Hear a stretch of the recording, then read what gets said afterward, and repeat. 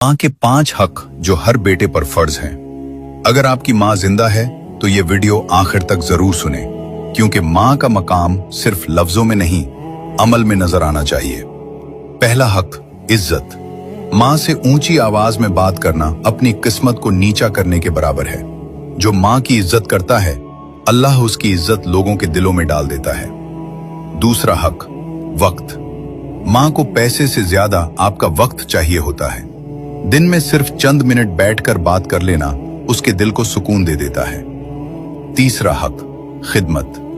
माँ ने आपको बचपन में संभाला, अब बुढ़ापे में उसे सहारा देना आपकी जिम्मेदारी है। खिदमत कभी जाया नहीं जाती। चौथा हक, दुआ लेना। माँ की एक सच्ची दुआ आपकी तकदीर बदल सकती है, और माँ की आह इंसान को कहीं का नहीं छोड़ती। पांचवा हक, सब्र। अगर माँ कभी सख्त बात भी कर दे तो याद रखें वो आपकी बुराई नहीं, आपकी भलाई चाहती है। याद रखें, माँ जैसी नेमत दोबारा नहीं मिलती। जब तक वो साथ है उसकी कदर कर लो। और अगर आपकी माँ इस दुनिया में नहीं रही तो आज ही उसके लिए दुआ कर लें।